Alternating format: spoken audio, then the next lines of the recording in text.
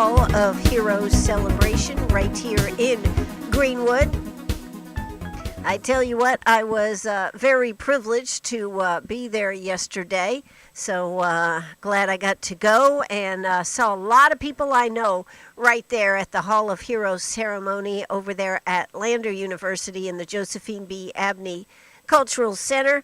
We had 17 new inductees. A lot of inductees from the past were also there with the Hall of Heroes. And I tell you what, it's such a meaningful ceremony that I thought, I want to play parts of this for you. If you weren't there, of course, you missed out seeing 17 gallant men who were inducted into the Hall of Heroes. Before it's over, we'll be sure to read out the names of those new inductees because, one of the things about the Hall of Heroes is that sometimes somebody served in the military and you never knew the heroic things that they did for our country. But I'm going to start off by playing something that always gets to me and always is meaningful to look around the room, and that is to see each branch of the service honored by their music. So let's start off by hearing a little of that, and then I'll be right back. This time I'd like to ask each and every member of the military past and present, please stand when you hear your branch of military song being played.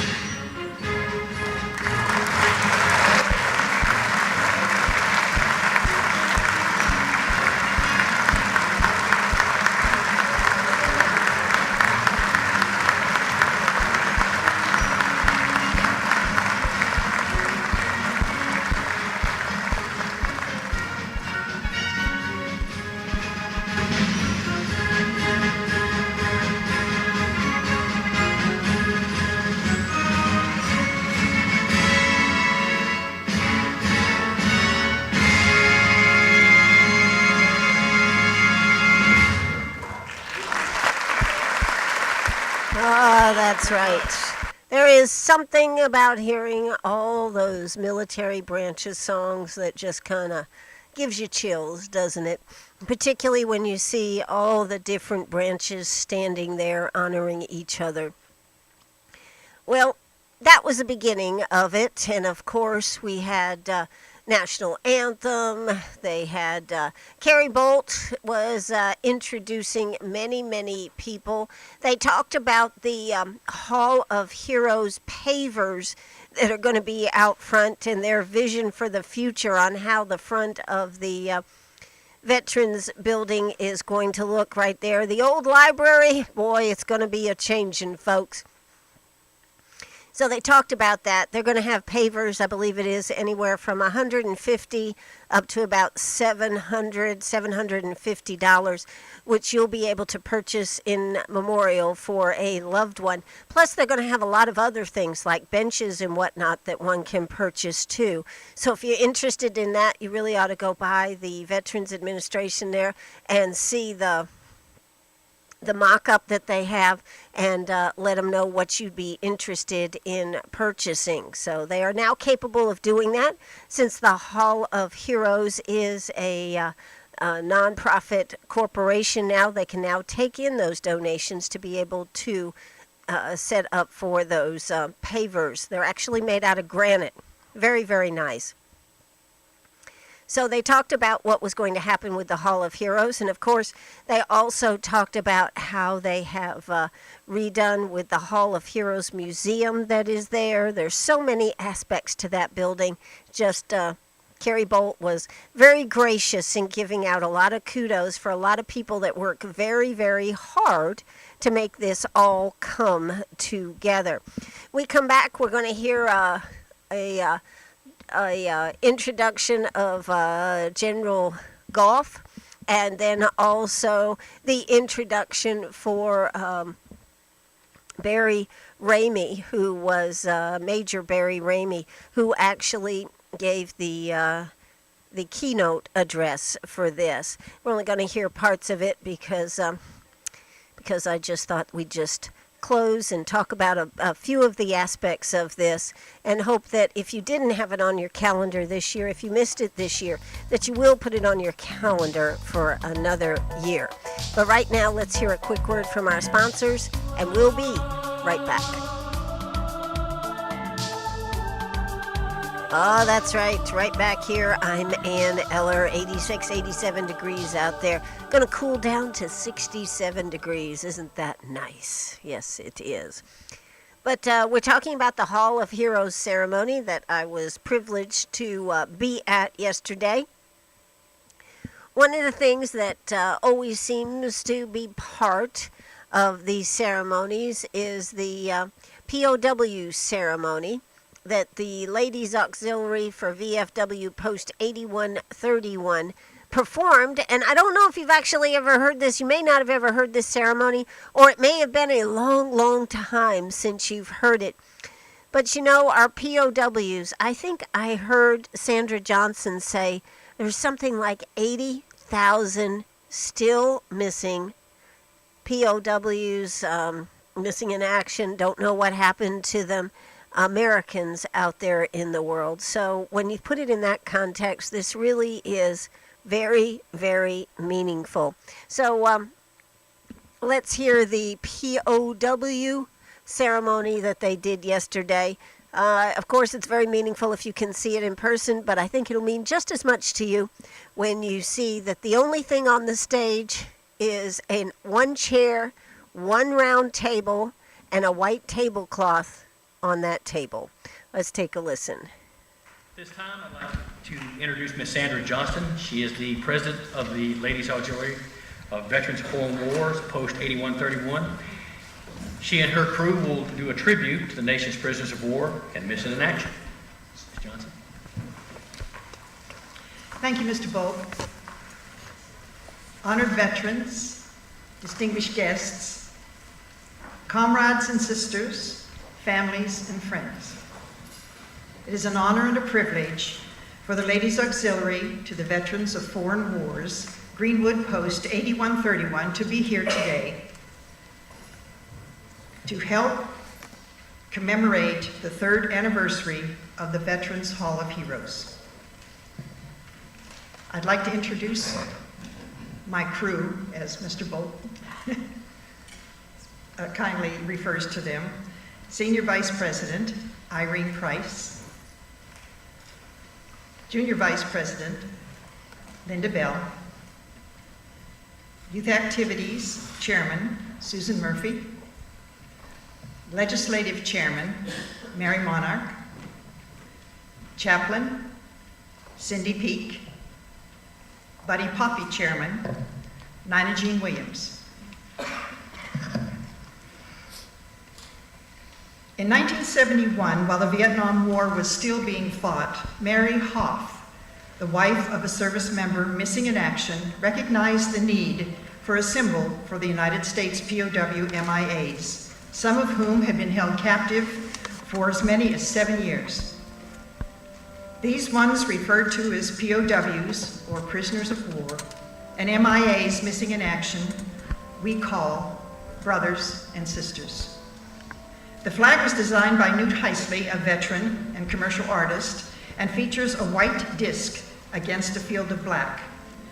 In the white disc is a silhouette of a bust of a man, a watchtower with a guard on patrol, and a strand of barbed wire.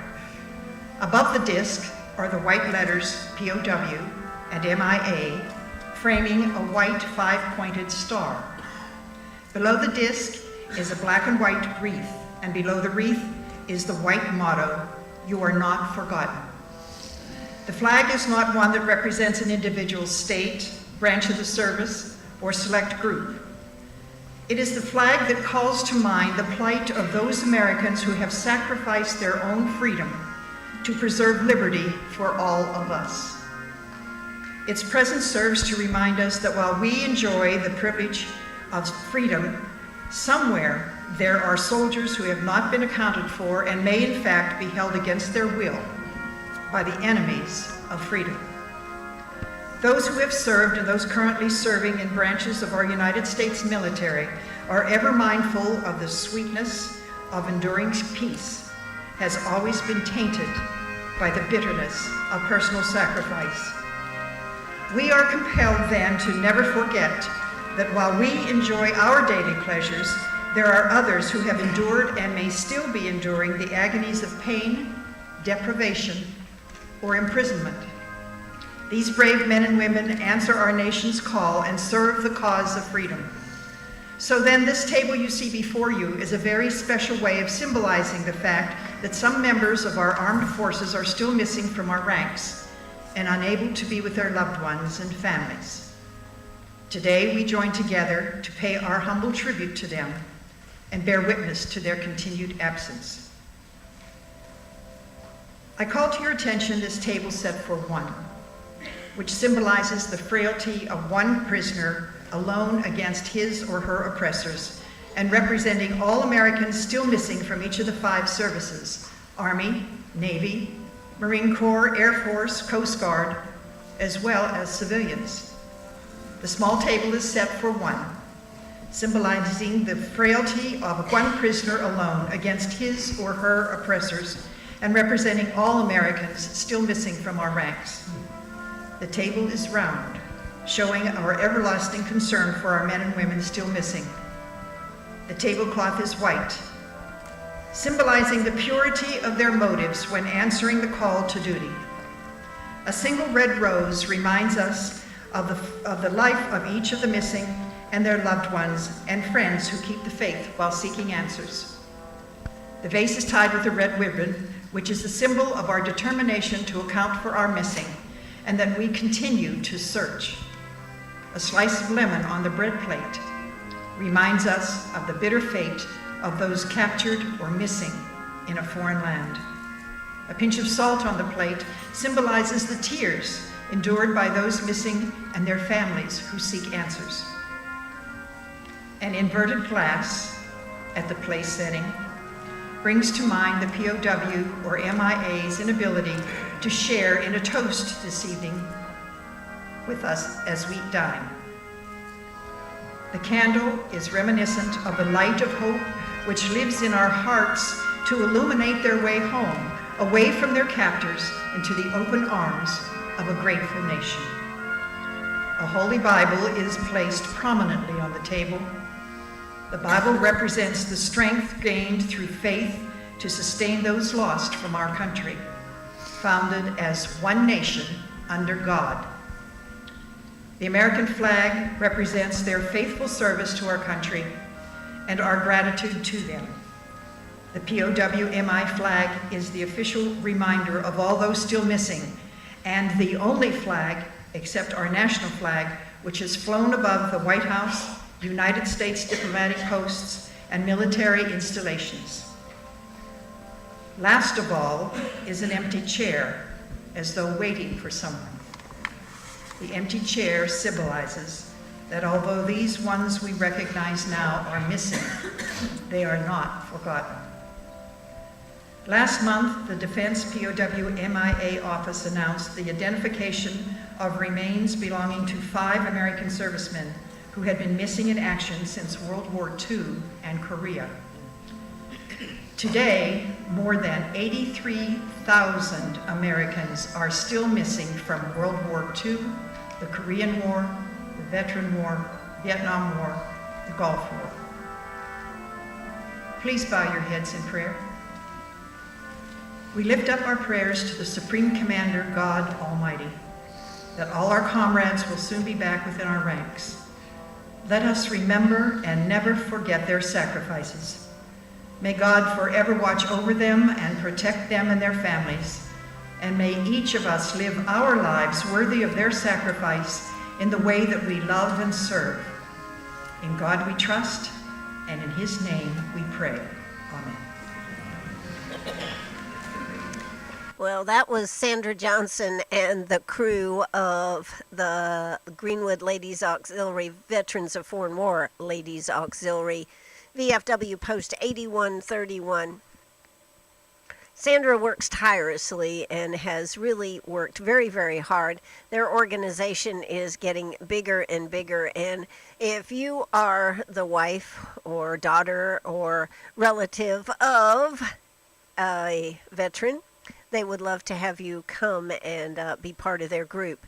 So they meet at the Veterans Center. They do a lot of good works, and that ceremony is always so meaningful. Well, I am Ann Eller, and I am right here with you this afternoon. We come back. We've got more to play from our ceremony on yesterday afternoon. This is from the Hall of Heroes right here on WCRS. It was at the Lander Cultural Center right there yesterday afternoon at 3 o'clock. By the way, I do need to say a big kudos to Kerry Bolt and his staff, Rosalind and crew, because they worked so hard. On Saturday, they had a 10th anniversary celebration over there in Lawrence, and then on Sunday afternoon at 3 o'clock, they did this. And also, Kerry Bolt and Tom Bishop were on the line with county council that was down meeting, I think it was Hilton Head, or I think that's where it was, where they were trying to get an award for the Veterans Center there. So there was a lot going on, and it still came off very, very well. Carrie, Rosalind, y'all did an excellent job. I know anybody that was there would tell you that. Hey, I am Ann Eller. It is time for South Carolina Radio News. We'll be back after the news. Oh, that's right.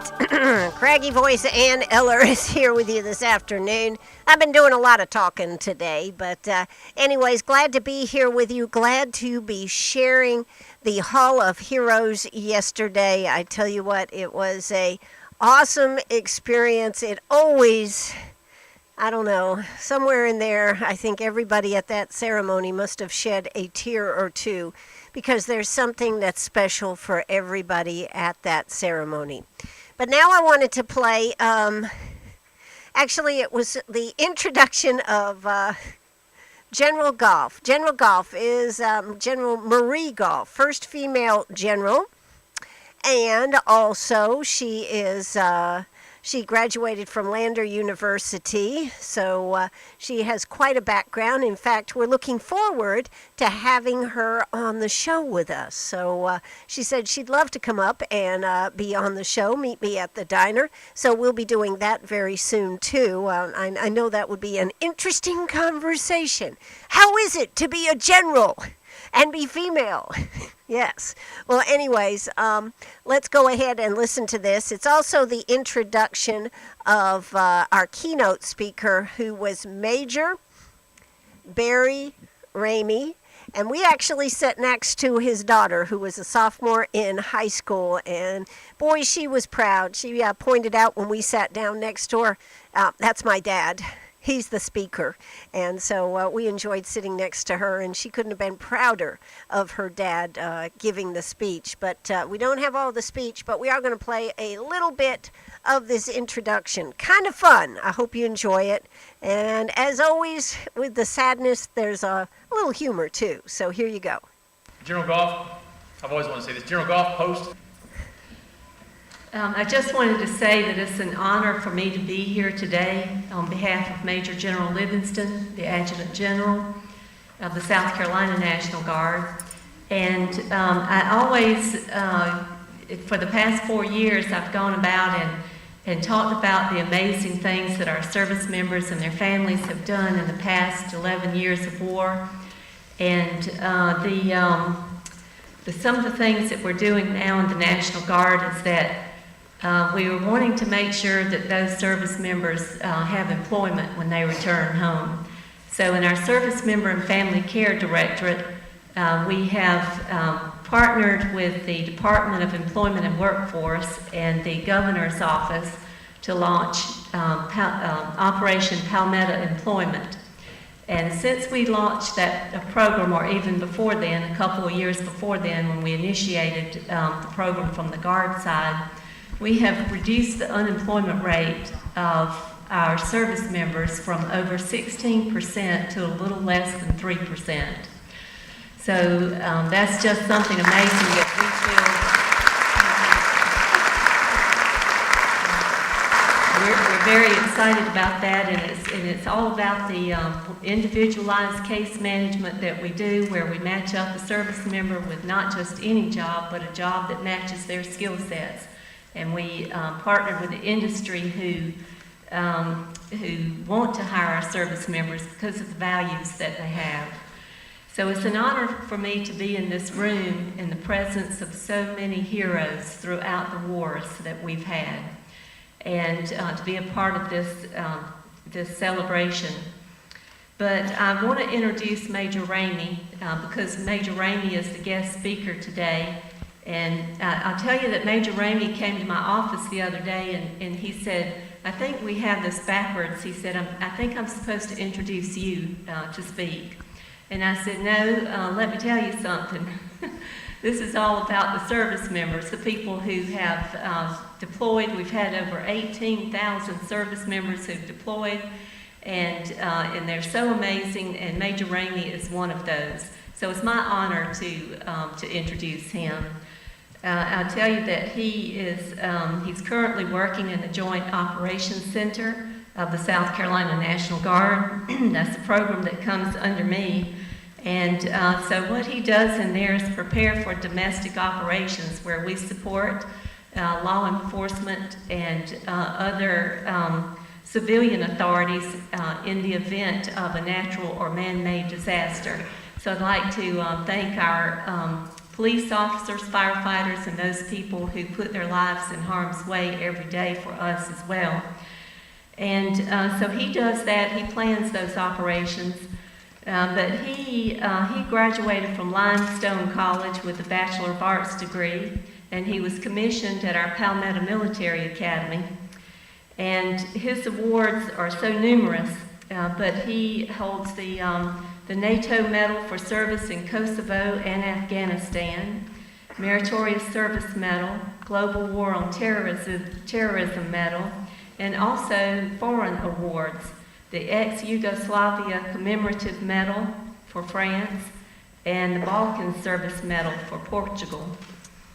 And in addition to all of that he does, he's from Pelzer, and he is very active in other military and civic organizations, including the National Guard Association of South Carolina and the United States, Palmetto Military Academy Association, South Carolina Troopers Association, Wild Turkey Federation, and he's also a member of Brookwood Church.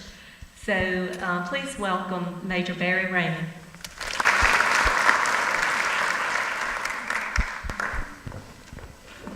There for a second, I thought I was getting a new award for being from Pelzer. I was getting excited. Thank you, ma'am, for that outstanding introduction.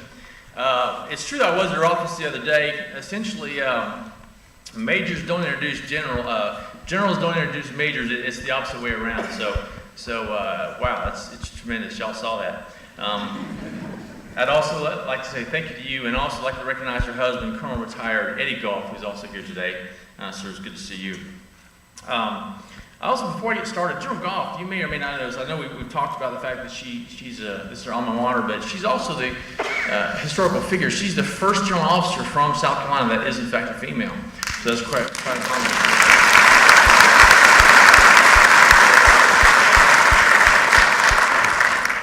It is true that she is the director of the Joint Staff. I am the Deputy J3, correction, Deputy J35, which is Future Plans Operations. I won't bore you with the details.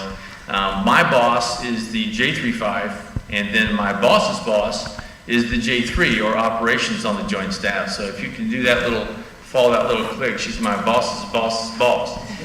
So I hope I don't screw this up. Okay. I'd like to say thank you, Kerry Bolt, Hall of Heroes, everybody that invited me here. Kerry, you the man? Cool. It's truly a privilege to be here. I say that very sincerely.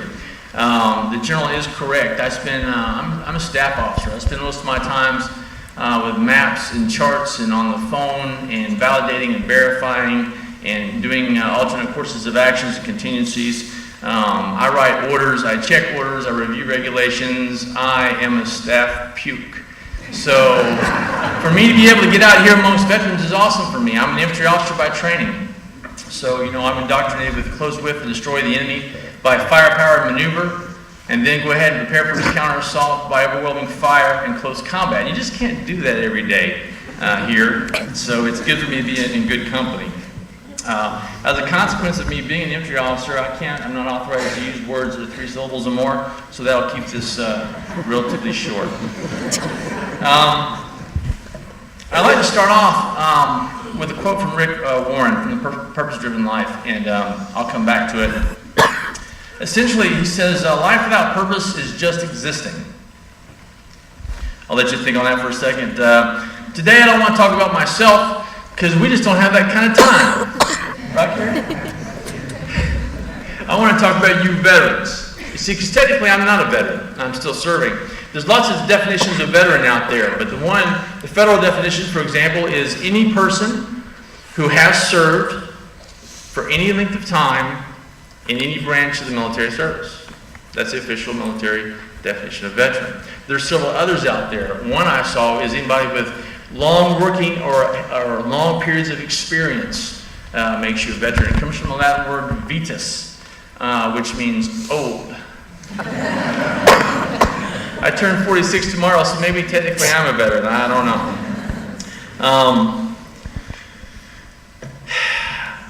Veterans have a common bond.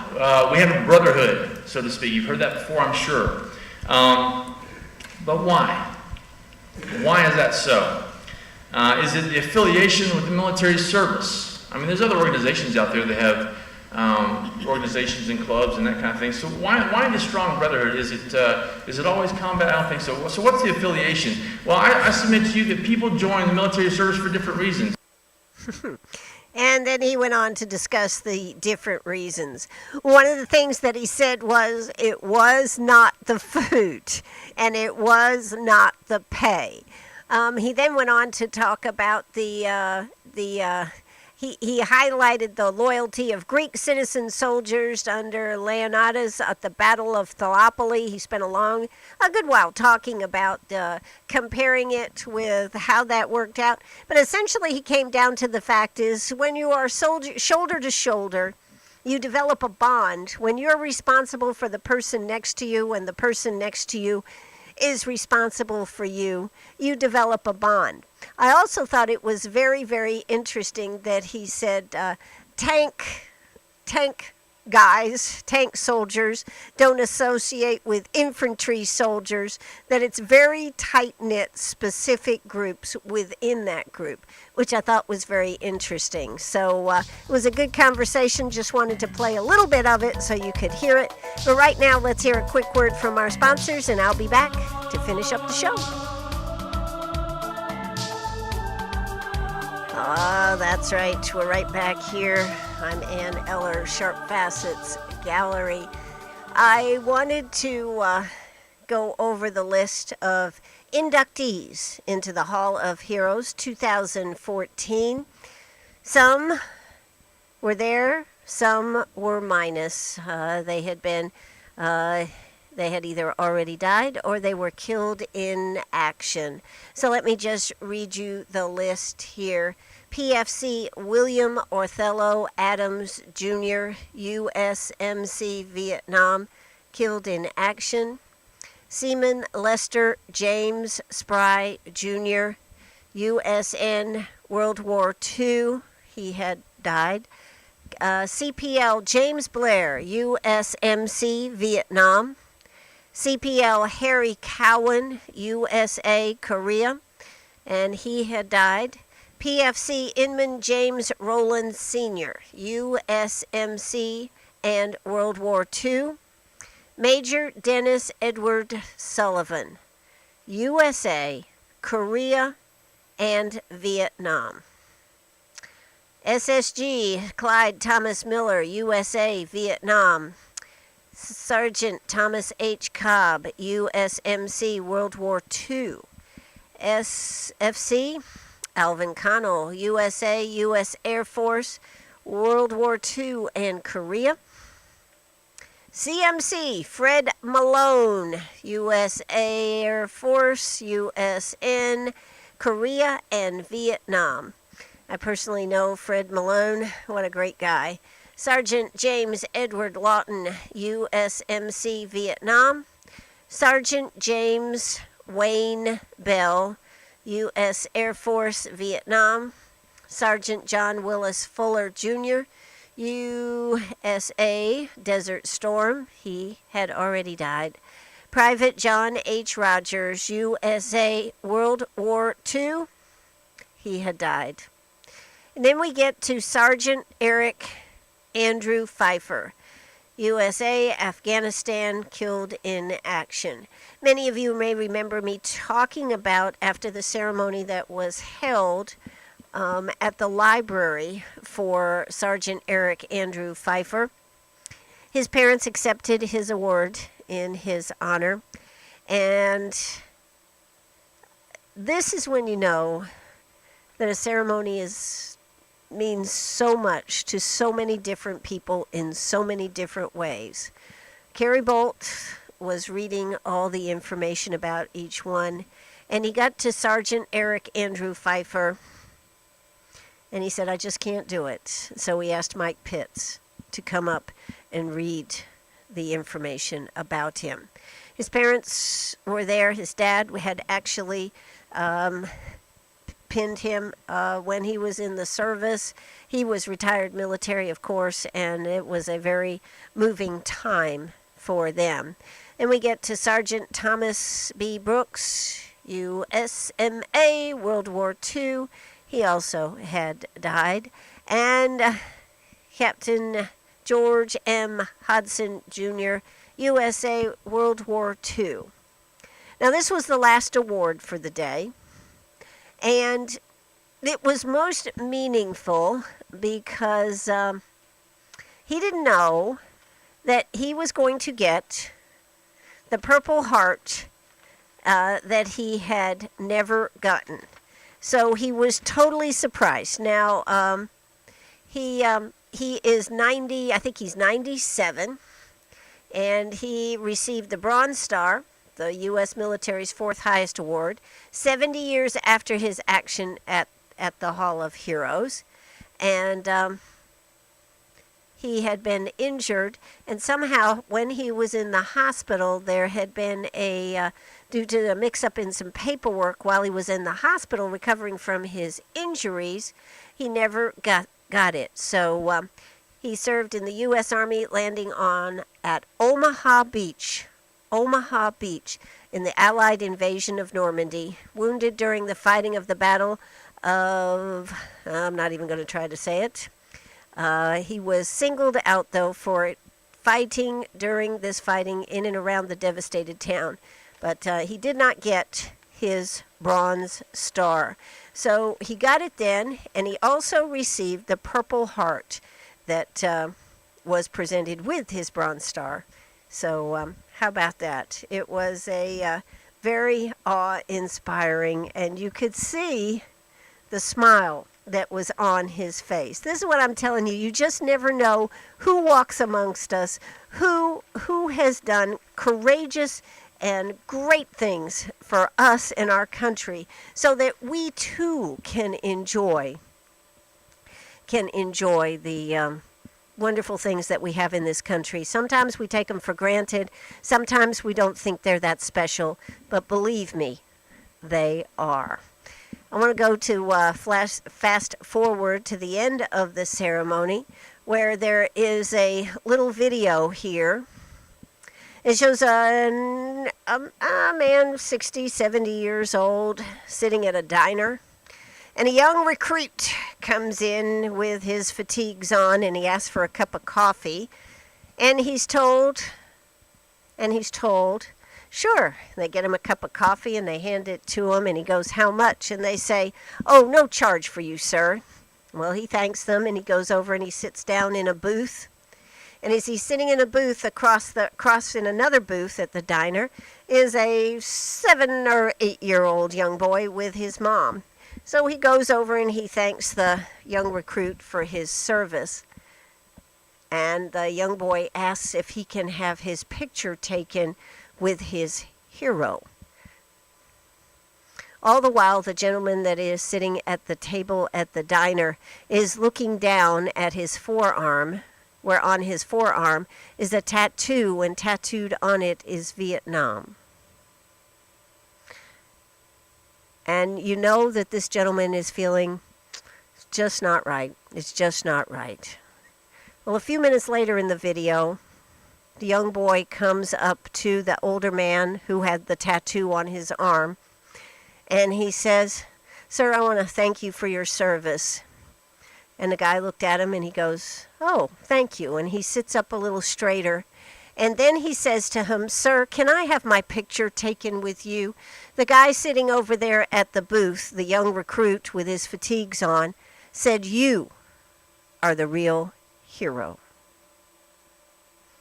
And he sat up a little straighter and he had his picture taken, and he felt so much better. So many times we think that it doesn't matter, but it does matter. It matters every day.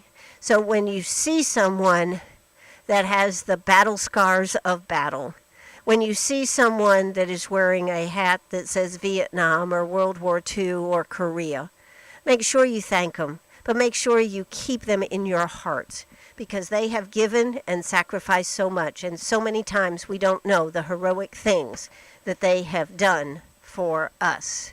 I want to close this with what they actually closed the ceremony with. Sandy Patty singing Amazing Grace. It is truly amazing. What a beautiful ceremony this was, and to talk to people that are real heroes, whether it was George Hodson Jr., or whether it was another one of the 17 inductees. 10 of them were there. I think 7 had actually either been killed in action or already died. This was truly inspirational. So, I want to play this, but I also want to tell you you've been listening to me, Ann Eller, right here on WCRS. So let's hear Sandy Patty as we close out the show. Amazing grace, how sweet the sound that saved a wretch like me.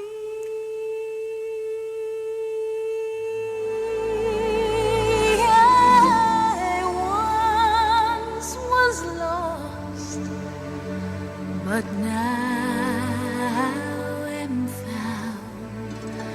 I was blind, but now I see.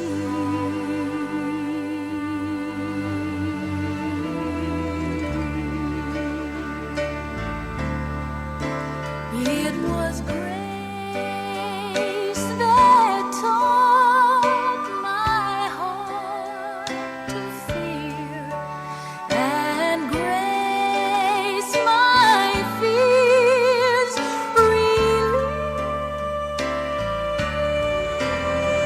How precious dear that grace appeared the hour I first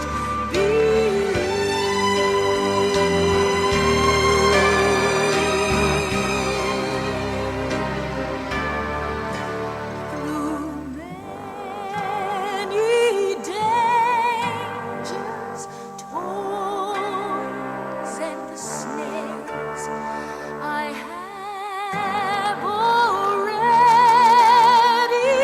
come.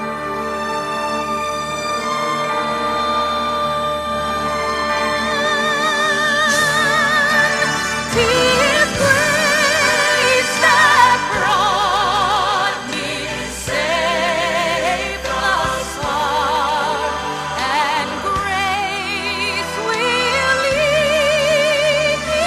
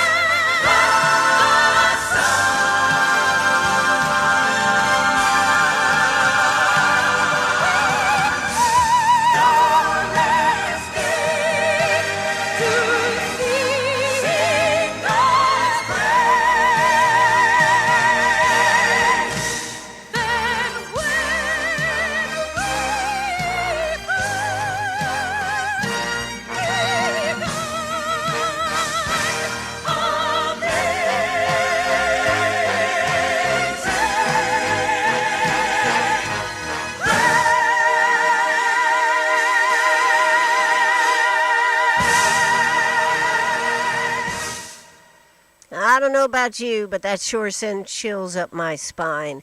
I hope you enjoyed the show today. I certainly hope you'll share the information that we gave out here today. And I hope if you missed the Hall of Heroes ceremony that next year you make sure that you are there.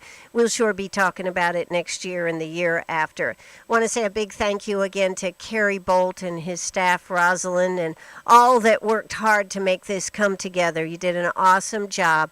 And I know the 17 people that were inducted here and their families really appreciate what you did. That's going to do it for me. God bless us, each and every one. Bye-bye, everybody.